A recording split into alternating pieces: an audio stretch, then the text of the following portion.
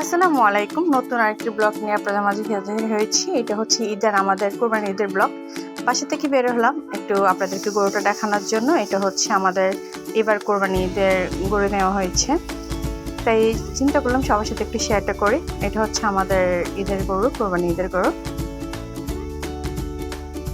তাই অনেকদিন ধরে ব্লগ করা হয়নি, আসলে সময় পাই না হাতে, তার জন্য চিন্তা করছি না ঈদের ব্লগটা তো করতে হয়, এটাতে মিস করা যায় না।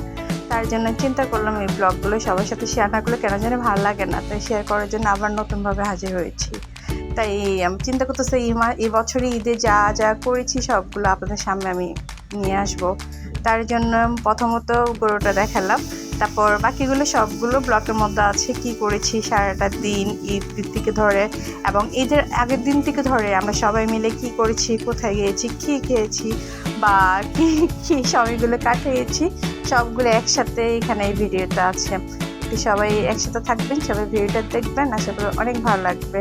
তাই গরুটা ভিডিও করার পর একটু বাইরের দিকে গেলাম, একটু টুকটাক কেনাকাটা বাকি ছিল আমার, এটার জন্য। এটা হচ্ছে আমাদের বাজারের দিকে যাওয়াটা, বাজারের রাস্তায়। একটু দোকানের দিকে যাওয়াটা খুবই ইম্পর্টেন্ট ছিল, তার জন্য দোকানের দিকে গেলাম। আমি সবসময় যে দোকান থেকে আমার সামান্য কিছু জিনিস নেওয়া হয়, ফ্রুট জাতীয় জিনিস বা পাসপোর্ট জাতীয় জিনিসগুলো যেখান থেকে নেওয়া হয়, এটা হচ্ছে সেই দোকানটা।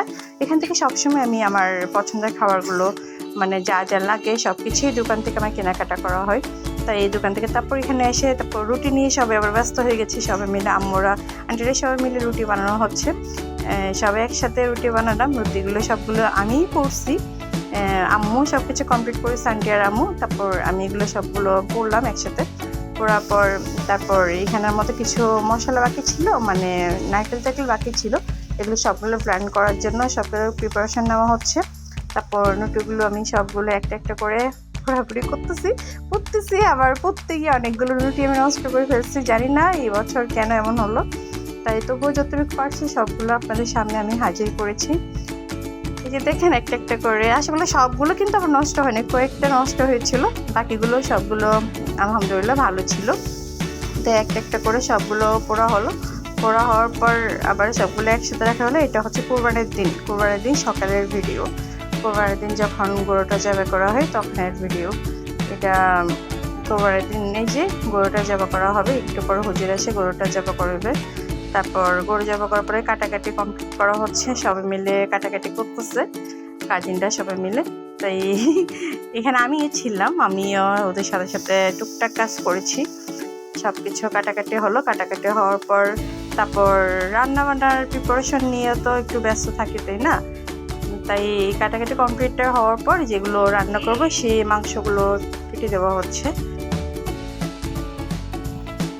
এই যে এগুলো হচ্ছে বাসায় নিয়ে আসলাম। বাসায় নিয়ে আসার পর এখান থেকে কাটাকাটি করে মাংসগুলো সবগুলো দেওয়া হবে। এই যে যাদেরকে বাইরে আত্মীয় স্বজন যারা আছে সবাইকে দেওয়ার জন্য ওগুলো প্রিপারেশন নেওয়া হচ্ছে, সবগুলো মাংস। সব কাজ করতে করতে না কেন যেন সময়টা কোন দিক দিয়ে কখন চলে গেল আসলে নিজে ওইটা।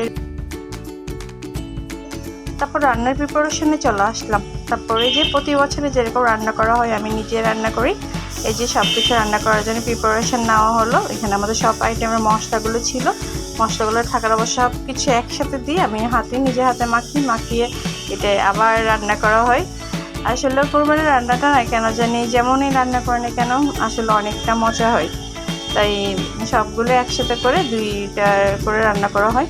এই যে রান্না করার সময় এগুলো সবগুলো ব্যবহার করে ম্যারিনেট করার পর এগুলো সবগুলো আবার নারকি চুলার মধ্যে দেওয়া হয় ছাদের মধ্যে। ওগুলো কিন্তু সব কিছু রান্না করা হয়, দুটা তো আর বাসায় রান্না করা তো পসিবল না, তার জন্য ছাদে নিয়ে ওগুলো সব কিছু রান্নাবান্না কমপ্লিট করতে হয় আমাদের দিকে। এই যে একটুকুর মধ্যে রান্না বান্না কমপ্লিট করে শেষ। আল্লাহ হাফেজ।